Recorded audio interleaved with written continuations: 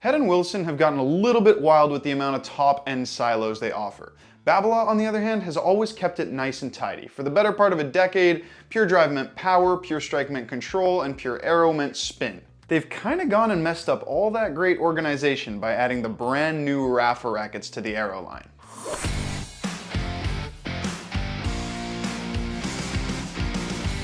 Okay, to be honest, the new Aero line isn't actually that confusing. First of all, it's pretty hard to confuse the new Rafa racket for the standard Aero. The Rafas have a bright cotton candy paint job that can really only be described as out there, and I guess not for everybody, as many of you pointed out in the Rafa video. Check out that review for a full in-depth breakdown of the new Pure Aero line, and please remember to like and subscribe. In this new Pure Aero line, there are two rackets that stand out as most similar to each other: the 2023 Pure Aero Standard and the 290 gram Pure Aero Rafa. We decided to do a head-to-head comparison so that you all can see which would be better for your game. They may seem similar, but actually differ in a lot of key playability aspects. Also, quick reminder that you can check out both these rackets on our website at racketsandrunners.ca. Now, the 2023 Aero is available now, and the Rafa is coming soon. You can click notify me to be, well, notified when it comes. And let me know in the comment section if you like this style of video and which two rackets you might want me to compare in the future. Also, for the remainder of the video, I'll be referring to the 2023 Pure Aero as the Standard and the 290 gram Rafa as the Rafa. When you're talking about Pure Aeros, you gotta start with spin. That's what these rackets are made for, and as you can probably imagine, they both excel at spin generation. But they do accomplish it in two pretty different ways. The standard Aero provides the most standard spin experience. It represents years of evolution in the Pure Aero line, and most importantly has all of the traditional specs of a normal standard Pure Aero. It weighs 300 grams, has a 320 millimeter balance, 320 swing weight, and the latest Aero modular beam design. If you've played with any 300 gram Aero for the past 15 years, you'll know just how whippy this design is through the air. The 2023 standard Aero is the quickest 100 square inch racket on the market today. You just naturally generate more racket head speed here, and it's the main reason why it's so spin friendly. In terms of swing speed, this racket blows the Rafa out of the water. The Rafa may have a lower static weight, but it concentrates so much of that weight in the hoop. It has a 330 millimeter balance and a 332 strung swing weight. It still has a very similar Aero modular design, but those specs do make it noticeably more sluggish through the air. It has a significantly lower swing speed,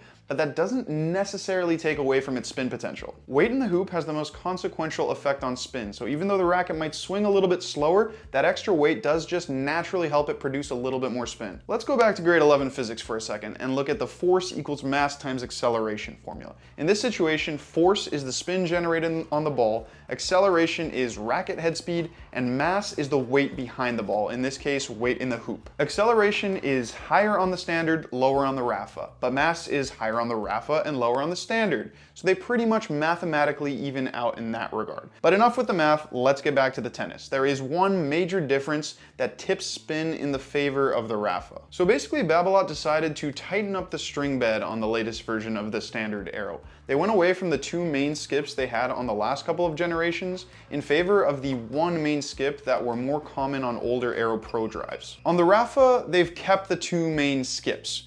This makes for a string bed density that is drastically different between the two rackets, despite both having a 16x19 string pattern. There is significantly more space between the strings on the Rafa. More space means more string movement, and more string movement means more spin. Point Rafa. Somebody tell me that I don't need to do this every other word. I also wanted to mention that the two rackets are actually nearly identical in spin technology, despite the standard supposedly being more modern. Babolat took away the massive rectangular spin grommets that were at the 6 and 12 o'clock positions on the last couple of generations of the standard Aero, so both rackets actually have very similar, more closed off, traditional round grommets, even though they are still technically called spin grommets on the standard Aero. I don't know why. You know what, looking at them now, they might be a tiny bit wider on the standard Aero, but honestly, it doesn't affect playability at all. In terms of spin potential, it's definitely close between the two, but the Rafa does just edge it. It comes down to that more open string bed and that more head-heavy weight distribution, which just pushes it past the faster swing speed of the standard Aero. Control is a funny one because no pure Aero is known for its control, at least not in the traditional sense. That being said, the original APD did pioneer a new era of control. The reason we can hit so much harder nowadays is thanks to spin, and the original Aero Pro drive was part of the reason why spin became so easy to generate. Still, there are a lot of other things that come into play when analyzing a racket's control profile, and even though it might not be as spin friendly as the Rafa, the standard is significantly more controlled. I really like that Babolat decided to tighten up the string bed on the latest standard Aero because it only took away from a little bit of its spin potential, but added so much more directional control. It's been a while since I felt this solid of a response off of a pure Aero's string bed, and I won't go as far as to say that it has as good control as some players' rackets, but I do think its control profile is the best by far of any other spin tweener in this category. It's a huge improvement from the previous generation, and honestly much better than the Rafa. Because it has such an open string bed, the Rafa has a significantly higher launch angle than the standard Aero. That makes for a much more wild and less solid response off contact, which was most noticeable when going for flatter shots that need more precision. Also, the Rafa's lower static weight makes it less stable and more fluttery than the standard. I noticed this most on volleys, slices, and when I was trying to counterpunch higher pace shots. And then you've got this really head-heavy balance on the Rafa, which makes controlling the racket's face quite difficult. It's a hard racket to bring through contact, and any little error in your mechanics is really hard to correct for mid-swing. Honestly, it's not really close between the two in terms of control, but what the Rafa lacks in control, it definitely makes up for in power. The Rafa is significantly more powerful than the standard Aero. Most of those things that took away from its control also make it more powerful, starting with the weight distribution. Yes, it's harder to swing than a racket with a more headlight balance and lower swing weight, but that extra mass in the hoop doesn't just add more spin. Let's go back to the math lesson, except for this time, force equals power.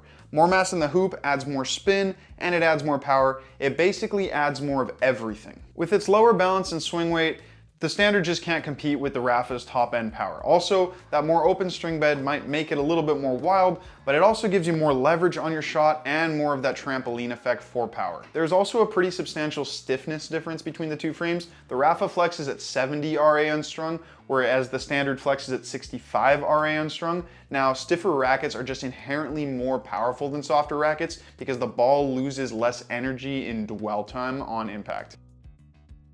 It's not all sunshine and rainbows with that stiffness though. Stiffer rackets are definitely more powerful, but they're also generally less comfortable, which is definitely the case with the Rafa. But that extra little bit of discomfort I had with the Rafa is not just due to the stiffness. The biggest technological difference between the two frames is actually within their graphite's layout. Because it's modeled after the original Aero Pro drive, which had basically no dampening tech, the Rafa is also basically bare bones in there. On the other hand, the standard Aero has Babolat's latest and greatest dampening tech. After being notoriously uncomfortable for so long, Babolat started taking dampening their tweeners very seriously. And I gotta say, the NF2 Tech Flax inserts within the actual graphite here do a really good job of absorbing impact. The Rafa isn't necessarily uncomfortable, but it is molded after one of the very reasons why Babolat started gaining that uncomfortable notoriety, so don't go stringing this thing at 70 pounds. Just don't.